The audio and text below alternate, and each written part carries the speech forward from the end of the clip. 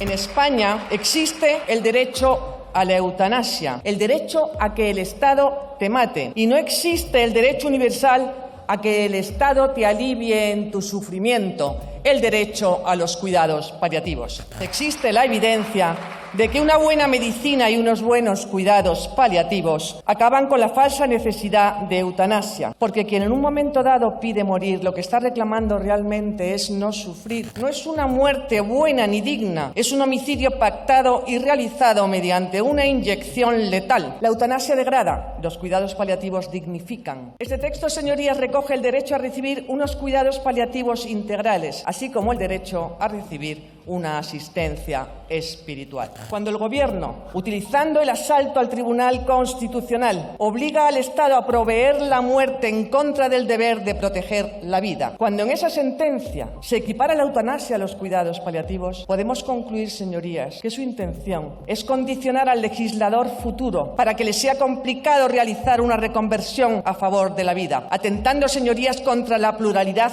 política y asentando de forma definitiva la cultura de la muerte. Y cuando lleguemos al Gobierno, señorías, la derogaremos.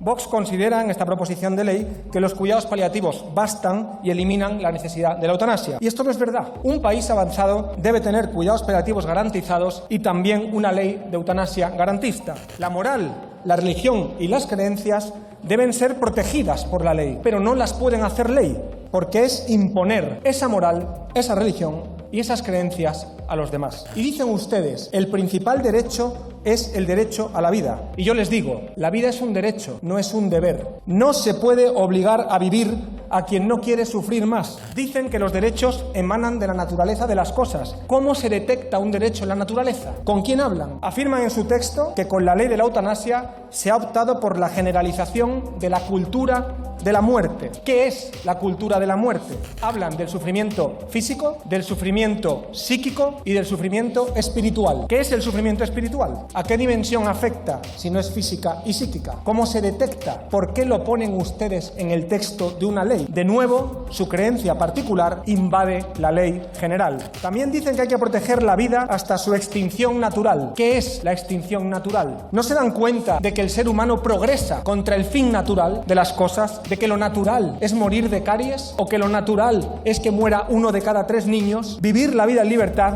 con plenos derechos, sin la ley del más fuerte, no es lo natural. Solo uno mismo puede determinar si su propia existencia tiene o ha dejado de tener dignidad. No puede hablar de eutanasia garantista cuando la voluntad de la persona que va a morir está absolutamente viciada y ese consentimiento no se puede decir que sea verdadera libertad. Los especialistas en cuidados paliativos afirman que cuando se dan los cuidados paliativos, la mayoría de esos enfermos no pide la muerte. ¿Cree que una persona que puede expresar libremente su voluntad de morir puede obligar al Estado, que tiene como obligación proteger todas las vidas, a que le mate? Lo que se está defendiendo es una visión antropológica del ser humano, con raíces sociocristianas. Esa visión lo que hace es que pone a la persona y la vida en el centro. Sin embargo, hay otros que se creen ser dioses y entonces lo que intentan es construir la persona o decir cuándo puede vivir o morir en función de sus intereses. ¿Qué es la cultura de la muerte?, dice usted. Es la intención del Gobierno de España, que lo que quieren hacer es destruir lo que es el valor supremo de la vida, en el que se asienta nuestro ordenamiento jurídico. Eso es la cultura de la muerte. Es imposible que en la ley de eutanasia un consentimiento se dé de forma viciada. Dígame qué artículo de la ley de eutanasia permite el consentimiento viciado. No existe. Dice usted, la mayoría de los enfermos piden cuidados paliativos. ¿Y qué hacemos con la minoría que no los pide? La dignidad de una vida la percibe quien la vive, ni usted ni yo. Eso sería estatalizar el concepto de la vida digna, colectivizarlo.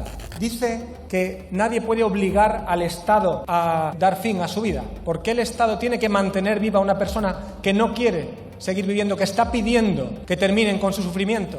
La ley tiene que operar sobre aspectos factuales, tangibles, porque si no se entra en un terreno pantanoso y muy peligroso. Muchas gracias, y Lourdes, no hace falta que te diga que ha sido un placer debatir contigo. Gracias. Muchas gracias.